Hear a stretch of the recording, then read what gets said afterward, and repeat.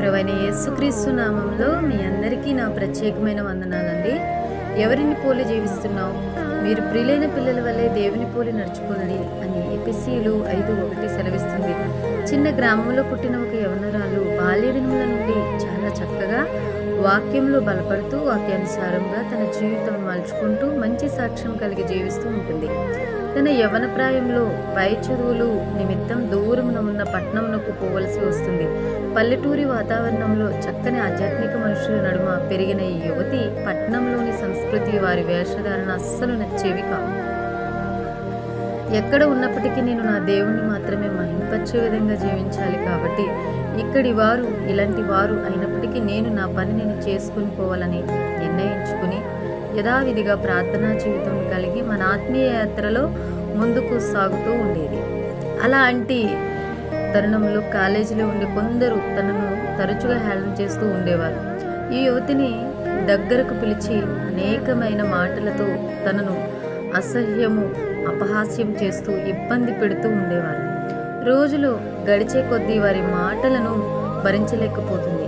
అక్కడి హాస్టల్లో మరియు కాలేజీలో ఉండలేకపోతుంది. కానీ ఎన్నో ఆశలతో చదువు నిమిత్తం తనని ఇంత దూరం పంపిన తల్లిదండ్రులు ఆశలు నిరాశపరచలేక, వీరి హేళనను భరించలేక, నేనేమీ తప్పు చేయను కదా, కాబట్టి ఇక మీదట మీరు నన్ను హేళన చేయకుండా ఉండేలా, ఇక మీదట వీరి వలె అలంకరించుకోవడం, వీరి వలె ఖరీదైన వస్త్రములు ధరించడం, అందరూ ఆకర్షింపబడేలా అందంగా మాట్లాడడం చేస్తాను.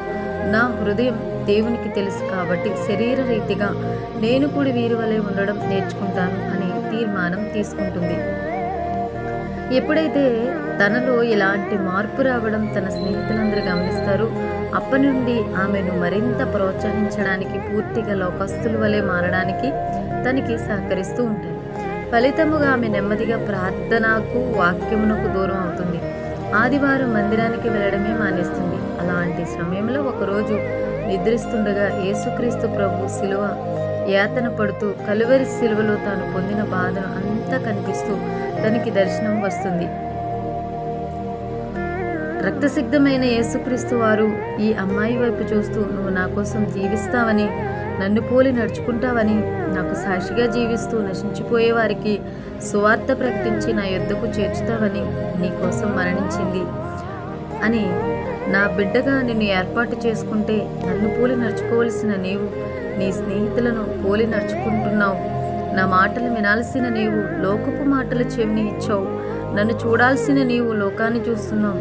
నాపై గురి నిలపవలసిన నీవు లోకంపై దృష్టి సాధించడం చేసావు అని అడుగుతారు. ఆ దర్శనం పొందుకున్న వెంటనే ఆ అమ్మాయి లేచి ఏడుస్తూ ప్రభు పాదాలను పట్టుకుంటుంది. ప్రభువా, ఇకపై ఎవరు ఏమనుకున్నా నేను నీకోసం బ్రతుకుతాను, నిన్నే సేవిస్తానని తీర్మానం తీసుకుని లోకాశల్ని విడిచి దేవుని కొరకు బ్రతుకుతుంది. ఇది చదువుతున్న ఓ క్రైస్తవురాలా? ఇది ఒక కట్టుకథ కాదు, ఇది యథార్థముగా నేడు అనేక మంది జీవితాలలో క్రైస్తవ సమాజంలో జరుగుతున్న సంఘటన.